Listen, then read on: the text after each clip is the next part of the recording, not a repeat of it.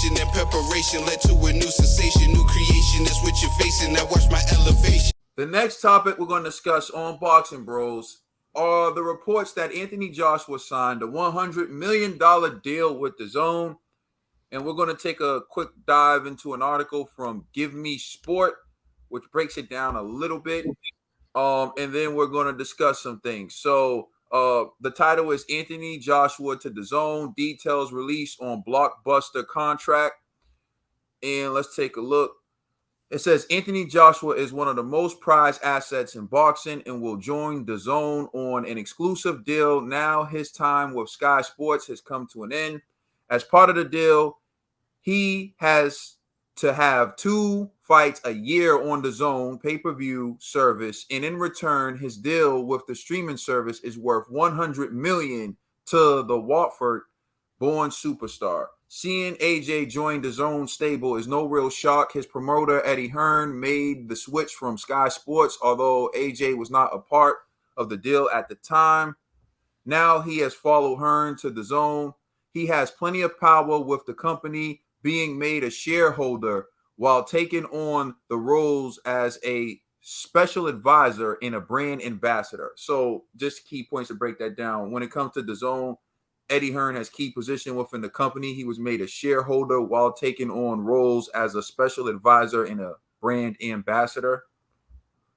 So let's see.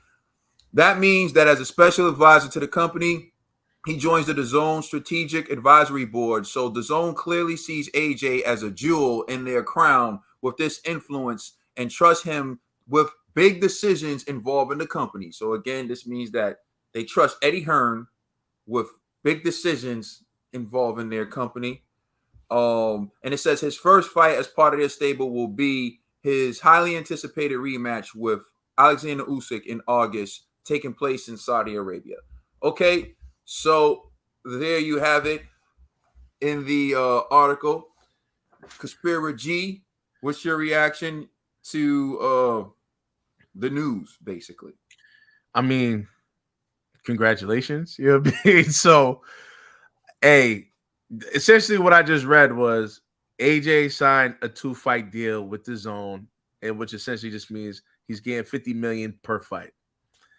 And we already know that's in Saudi Arabia, and like the Saudi Arabia deal is actually a 2-fight deal. So whether it's AJ or Usyk, the whoever wins is supposed to fight Tyson Fury in the follow-up in Saudi Arabia, which I'm assuming is going to be just as large as of a payday anyways. So this to me is not even like, it's almost like a duh. You know what I mean? Like, there's nothing spectacular about this deal when I think about it. Like, if both fights are going to be in Saudi Arabia, and Saudi Arabia's already throwing out huge money for these fights, I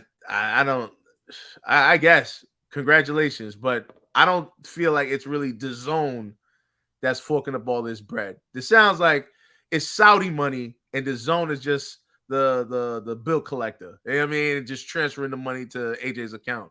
So it is what it is. All right, $2 bill. Yeah, I'm ching ching. You know what I'm saying? More money, more money, more money. You know, it sounds like what G said. There's a guarantee $100 million for 2 fights. Is it a good business? I don't know, but it's definitely a secure bag. You know, it's definitely a secure bag. You definitely secured $100 million for 2 fights. But G brought something to my mind. You know what I'm saying? G, let me hold this. Walk with me, right? See, he does fight Usyk, and you know that's $50 million. And then he got this other fight, and that's for $50 million. But he could have got more, especially if he's going against a Tyson Fury. And if he's locked in just for that $50 million, and he probably could get up to like a $100 million. I think that would be a big fight. Tyson Fury wants $500 million. we gonna get to that. You know what I'm saying? But you know what I'm saying? He can negotiate a better bag. So is he doing himself a disservice by taking that extra 50? I mean, it's smart because it's guaranteed bread. You know what I'm saying? But is he, you know, lowball himself for the fight with Fury if that's the next fight he's gonna do? Because that could be huge. I'm talking about $100 million for both guys. I'll just answer that real quick. I got you. You can get in there. Oh well, I was just gonna say that's assuming he gets past Alexander Usyk. Yeah, assume. That's what I said. It's a safe deal. It's a safe deal for AJ. But Trill is right. If you win, you kind of just like you put yourself in a box when you the payout for you versus Tyson Fury could be double that almost. So I understand what you're saying. I would just say walk with me. What I believe is, most likely that he also has, because remember DAZN's doing pay-per-views now, so he's going to get a percentage off the pay-per-view. Most likely, it's in his deal. So say the 50 million is just base plus percentage on pay-per-view, then it would make more sense. So I'm hoping, because again, there aren't any reports on that. Of course, they're reporting like the base of the deal is 50 million per fight, but one would have to believe that AJ is intelligent enough in his team to be like, we also want a percentage of pay-per-views as well. So that would bring whatever they sell in his percentage up. So 50 million plus. TBE. AJ signed $100 million deal, 2-fight deal, I guess. That's not bad. I'm not gonna look at it as bad. And he's just securing his bag. He's financially. If he loses to Usyk, he has another $50 million deal on the table. And if he wins, I don't see the zone not opening up to renegotiate if he fights Fury or if he fights Usyk again for a third fight. Because it's AJ. He's the money man, and I think this is just a safety net in case they have to cash out. All right. So a number of things. Can I just ask a quick? You said just in case they have to cash out. In case he loses, and then now Usyk's on the Fury. I just meant the zone. I was like, what? For AJ, this is a great deal. Mm-hmm. Assuming he gets a percentage off of pay-per-views, this is a great deal. Because you're talking about 50 million plus. If he sells over 1 million pay-per-view buys with this and he gets a percentage off of that, we're talking 50 million plus. So it's a beautiful deal for Anthony Joshua. Not so good for DAZN though. Not so good for DAZN. So as you just saw in that article, Eddie Hearn's a shareholder in DAZN. Eddie Hearn is the brand ambassador for DAZN, and he's also on the special advisory board. So he makes decisions for DAZN. So that means like pay-per-view is dead, F pay-per-view, and all the money they lost on that. There's no debating Eddie Hearn's hand was in on that. That means the decision to sign Devin Haney and pay him all that money and then watch him leave to go to Top Rank and become undisputed champion, that means that Eddie Hearn's hand was in that. When you look at the $1.3 billion losses that DAZN has inherited with Eddie, the shareholder, brand ambassador, and special advisor, suggesting what they do and masterminding their moves, which led to those losses, it's a no-brainer you got to bring AJ on. We got to be fair here, right? I hear people say that, for example, you're not a good promoter if you have Floyd Mayweather because he was already a superstar. Anthony Joshua could sell himself. Anthony Joshua was going to be a superstar, whether he was with Matchroom, whether he was with Queensberry Promotions, whether he was with anyone. He was already going to be a star. He was already groomed to be a star. But when you look at the fact that he was never a part of the DAZN deals, so he was good for business. Anthony Joshua was good for Sky Sports, and he was good for business. And now if you're Eddie Hearn, shareholder in DAZN, brand ambassador for DAZN, special advisor for DAZN, what is it in your best interest to do with a company that's taking big time losses? Take the biggest asset you got and bring them on over. But there's risk involved with that. And the risk is DAZN could take more losses. What happens if Anthony Joshua loses to Alexander Usyk for a second time? If he loses to Alexander Usyk for a second time, Usyk takes all those belts and he's moving on to fight whomever. And what does that leave the zone with? AJ guaranteed $50 million a fight. Now, there's a serious question. Is AJ going to be able to generate profit at a contract of $50 million a fight if he loses to Usyk for a second time? That cannot be definitively answered. While G made the argument that he believes that Saudi Arabia is going to offset those losses for the zone, maybe for the time being, maybe for this one fight, but what happens after this fight? And AJ's inked into this deal for $50 million. So it has the potential to be a really bad deal that could end up in losses. The way I used to review whether or not I thought something was a good deal was strictly one way for the fighter. I used to say, oh, Canelo got $360 million. Oh, these promoters are doing a great job. But I never thought about the impact it has on the business partners in the companies that invest that money if they take a loss on it. So now you see $100 million for Anthony Joshua, and people are, it's great for AJ, but for a company that's in the negative over $1 billion, committing that type of money and taking that type of risk, again, under the advisement of a guy who led them astray, it's a huge risk for the reasons that everyone just stated. What if Anthony Joshua loses again? Then what? Go ahead. All right, man. Listen, you know why? I'm telling you, they got the cheat code. Anthony Joshua versus Deontay Wilder will still generate at least $50 million for DAZN. So they're not worried. That fight is still humongous, whether AJ beats Usyk or not. So they have that in the hole if they can't get that Tyson Fury fight. That's assuming Deontay Wilder returns to boxing. That's assuming that Al Heyman would even do anything to help them get out of their hole that they're in, that everyone knows they're in, except for apparently some people in the UK.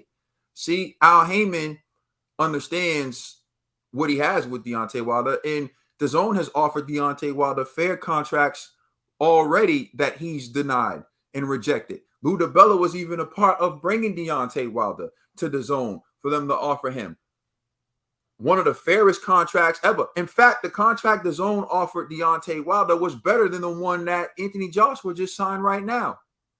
And he still rejected it. So how can we sit here and act like we know for a fact that they got the cheat code because Deontay Wilder is going to accept the fight with Anthony Joshua? We don't. And if I'm Anthony Joshua at this point, why don't I wait and just fight an easy touch to complete my contract and then negotiate with Deontay Wilder myself the fight where I can make a better percentage of the money?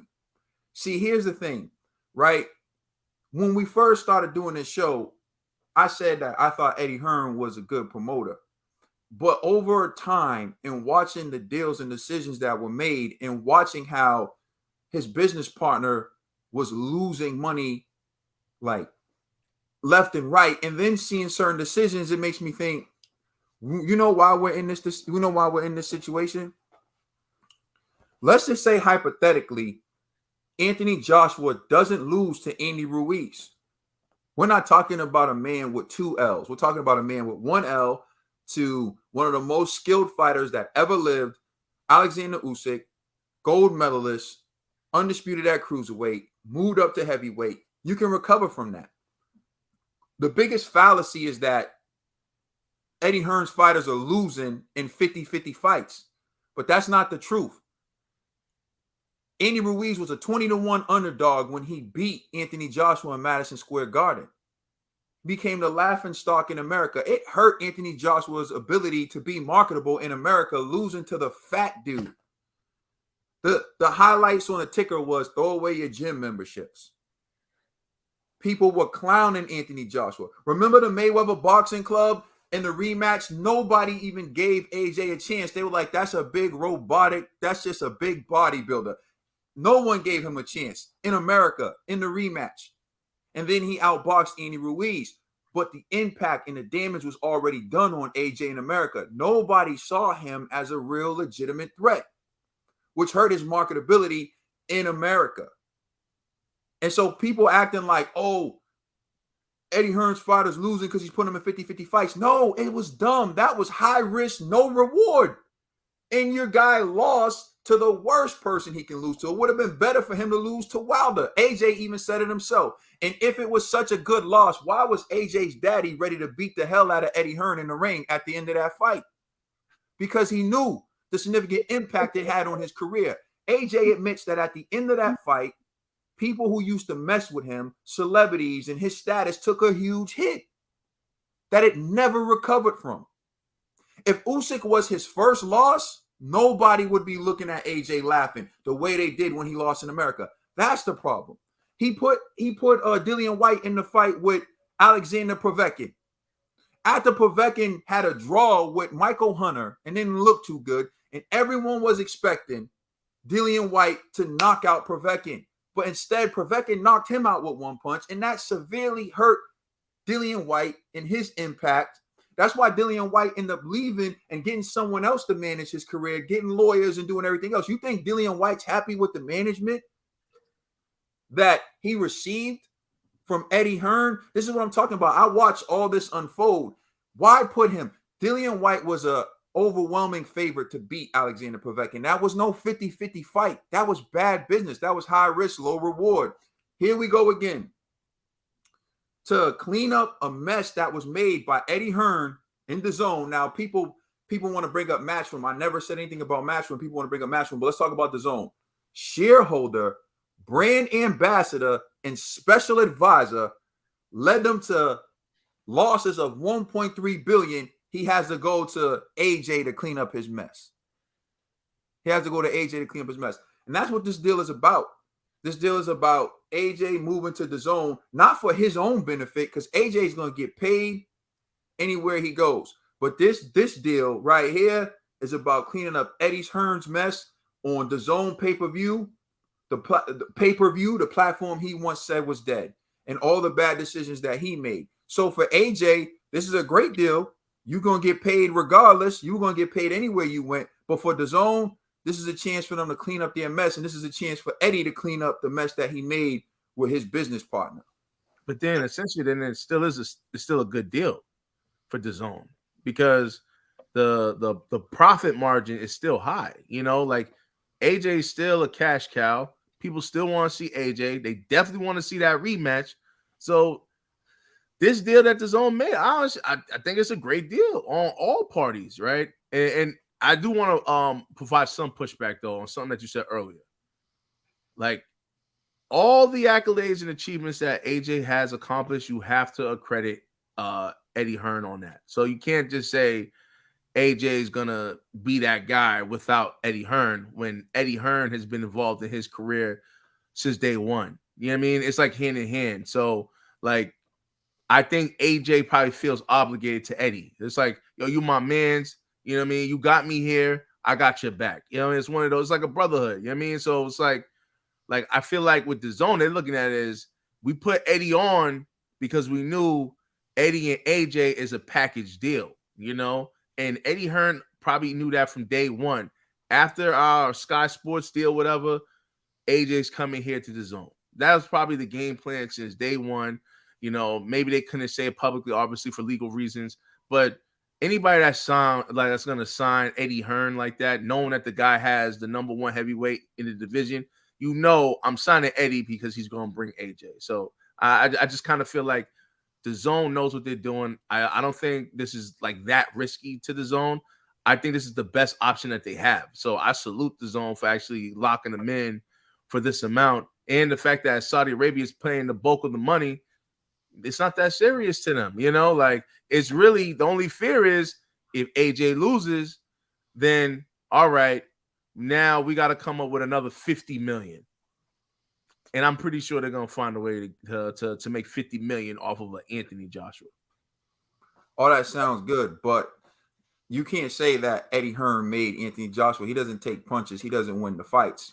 I think about the Dillian White fight with Anthony Joshua, where he was in danger of losing that fight. He was hurt several times. He was able to pull it off. That was on AJ's heart. That was on AJ's back. That was on AJ's merit.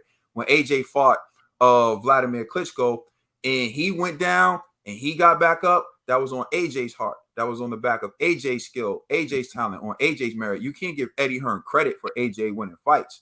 No. AJ's won those fights. AJ won those fights. Okay, and if you want to give Eddie Hearn all the credit for AJ winning fights, all the credit. That's not what I said. Okay, that's not again, when you speak, I don't interrupt you. When you gave AJ, when you give him credit for AJ winning the fights, that means you also got to give him credit for AJ losing the fights. So if that's the case, when AJ was in Madison Square Garden against Andy Ruiz, a 20-1 underdog, the biggest underdog in boxing history, in heavyweight boxing history since Buster Douglas, and you lose in that fashion, not only can you say Eddie Hearn built AJ's career, you can also say he destroyed it, because Anthony Joshua was involved in the second worst loss in heavyweight boxing history. And it's very difficult for him to recover from that. Just as much credit as you want to give Eddie Hearn for building his career, because you say he made AJ, although AJ's the one who won those fights, AJ lost in his Coming to America tour, where he sold out Madison Square Garden and he was being promoted as the next big thing. And he lost to a dude who people feel like doesn't even work out and take the sport seriously, wasn't even seen as the #1 heavyweight in America. And that's the point that I'm getting at. And also to say that it was a great move to sign Anthony Joshua to the DAZN, it comes at the heel of $1.3 billion in losses. So if they knew what they were doing, as you indicate, why do they have $1.3 billion in losses? And it's a great move for Eddie Hearn to bring Anthony Joshua in. But as Trill pointed out earlier, was it really a great move for AJ to sign a set base deal for $50 million for 2 fights when he probably could have made more if he didn't have to do that? See, that's what I'm getting. And that's why promoters have fiduciary duties to do what's in the best interest of their fighter and not themselves. Is it really in Anthony Joshua's best interest to have a base salary of $50 million in a percentage when he could demand $100 million plus to fight Tyson Fury?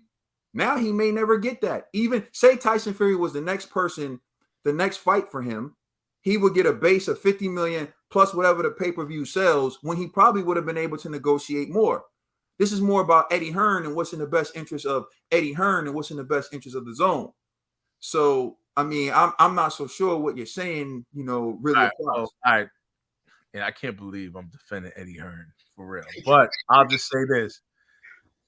The $1 billion loss, we are talking about Matchroom going into a new market, the United States, and trying to get a hold into the boxing world, competing against Top Rank, competing against PBC. They knew they were going to take losses. They knew they had to overpay the salaries of their fighters just to get market share, right? So I'm assuming they anticipated the loss going into it. Wow. So it was a short term. It has to be. Like, there's no businessman that's gonna go into this and thinking y'all gonna definitely make some bread right away. You're gonna take a couple of years of L's just to actually generate enough market share to then take over. You know what I mean? It's difficult going up against well-established oiled machines, PBC and Top Rank. So I don't think you could blame Eddie for that loss. You could, but it's an anticipated loss, so it's not necessarily a loss. How do you know it's anticipated? You're saying like you think it's anticipated, right? But you don't really know. You don't have any actual evidence that they knew they were going to lose 1.3 billion. 1.3 billion. I'm just going by based off of just my experience with business. Going into a new market, you're going to take a loss. Any business, you just know there's a strong chance you just start off with, like, you're going to just start off with a loss. And you just work your way up gradually. I think that's what DAZN is doing right now. They're working their way up gradually. I do remember when DAZN was like, we're not going to do pay-per-views. Now they changed their mind. They realized, maybe we need to start doing some pay-per-views, right? You learn. You make mistakes and you learn. This is their growing pains that they're going through. But to say that, one man is at fault for losing 1 point whatever billion. I can't agree with that. It doesn't even make sense. You know what I mean? You're talking about a corporation with financial analysts, experts, accountants, financial advisors, so many, like, I'm pretty sure Ivy League dudes from Oxford, Harvard, whatever, MIT, are all in those meetings, and they're like, hey, this is what we need to do. And then they go like, all right, this makes sense. We're going for it. That's what happened. You know what I mean? Eddie, yes, is one man. But again, Eddie knew, and they knew that they needed a personality like a Eddie Hearn to even make a dent within the U.S. market. I don't know, man. That's why I was like, I see what you're saying, but it's like, I think you're downplaying all the things that Eddie has done for AJ's career and for the zone. So that's why I just look at it differently. That's fine, and you're entitled to your opinion. But to say that they anticipated 1.3 billion in losses, I think that's extreme, especially when you read every article out, which is available, and you can read every article out, expresses that it's a huge disaster and a complete business failure.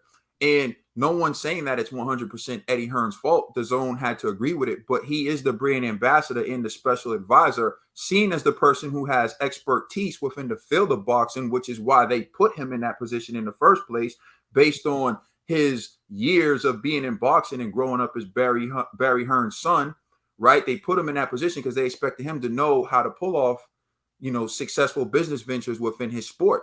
Now you're saying they had to overpay fighters in America to infiltrate the market. Well, here we are in 2022, and they still haven't infiltrated the market. They overpaid Devin Haney, and what did he do? He ended up taking all the money they invested in him and benefiting Top Rank, running back to Top Rank.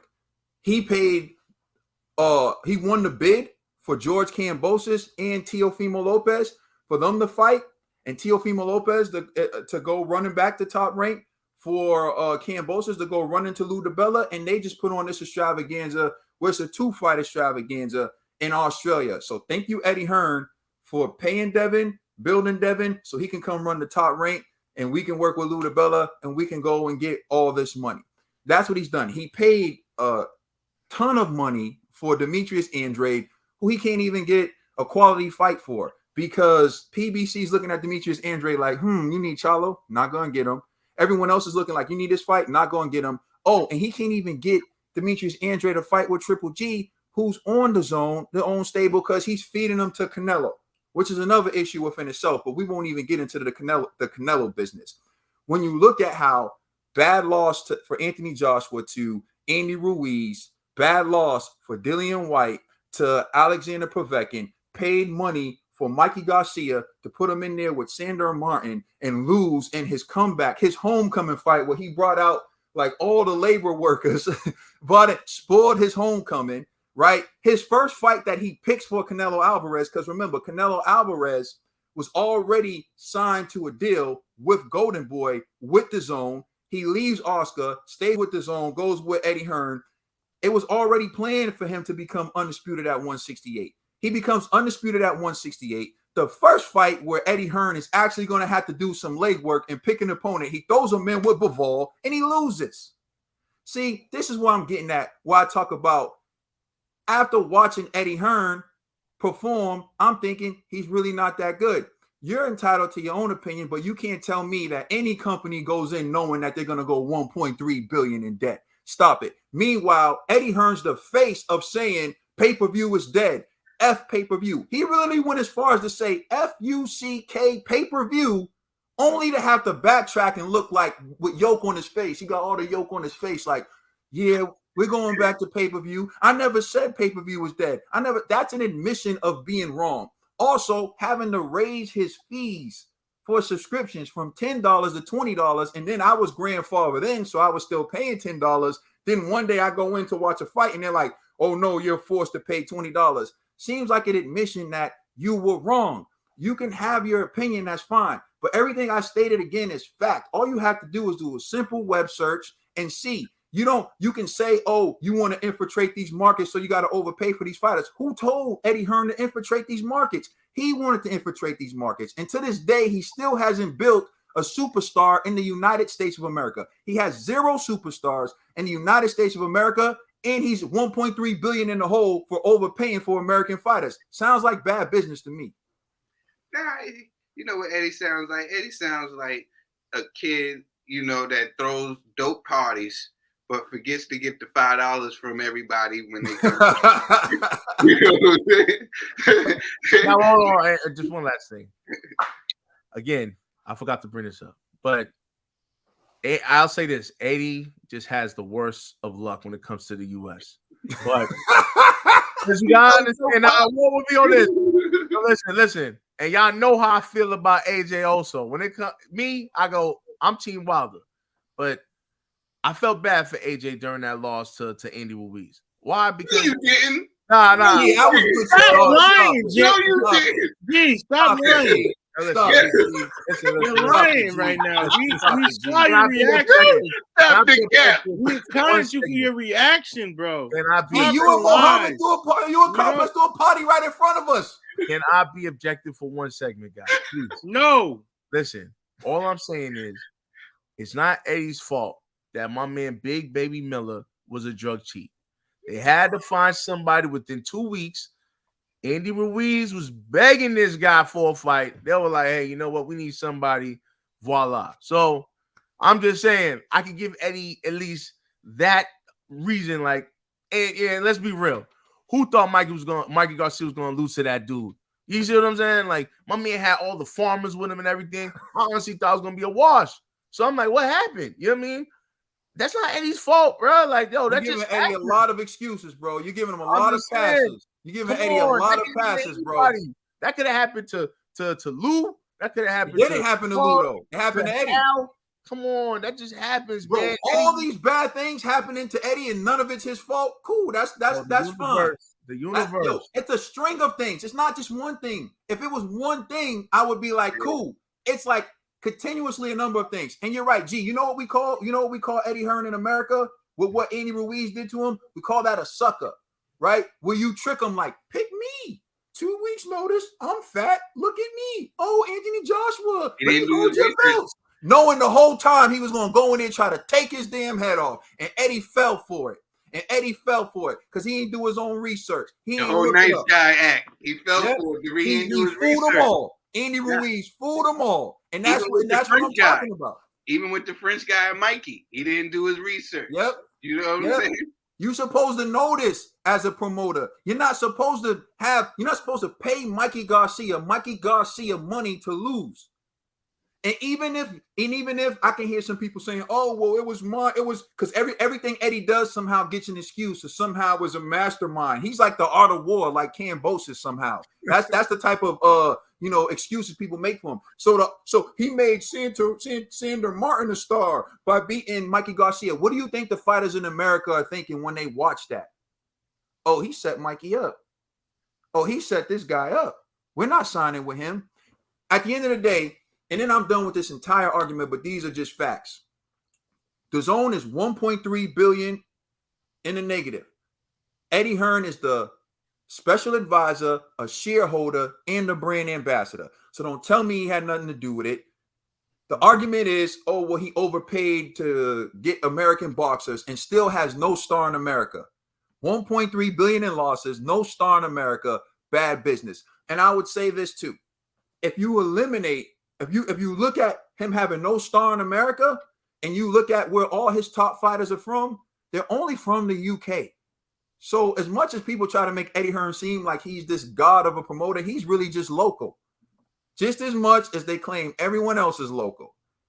And it's just a fact. So all I'm stating is a fact. It's nothing personal, but what happens is when y'all shoot y'all shots, you don't realize you're living in a glass house with this promoter, Eddie Hearn. But then someone starts telling you the truth about Eddie Hearn, and y'all get in your feelings. It is what it is. Go ahead, TVE. Caden, can we get your best Leonard LB impersonation? Listen, I don't got one, but I'll say this. It's just so many things that make me laugh. Like even with Leonard Ellaby, right? Leonard Ellaby sells 275,000 pay-per-views with Tank at $80 a pop. $7.99 to be exact, because I know we got to be specific on this show. Otherwise, people $7.99 a pop, right? Generates 21.9 million people are like, oh, he did abysmal numbers, not realizing Anthony Joshua selling 1 million pay-per-view buys at $20 a pop, generate 20 million pounds, generates 20 million pounds, right? You convert it to American dollars, which is $24. 1 million pay-per-view buys is 24 million. So Leonard Ellaby basically generated Anthony Joshua numbers with Gervonta Tank Davis only selling $275,000 pay-per-views. And that's the point. And they only have to pay Tank a little bit of that bread. Yeah. And Rolly, a little bit of that bread, generating a profit of $14.4 million. And this is what I'm getting at. People are laughing at Tank's pay-per-view numbers, overlooking the revenue generated, because that's what happens when you're in the bigger market like the USA. But it is what it is. At the end of the day, we can't just bring up one last thing.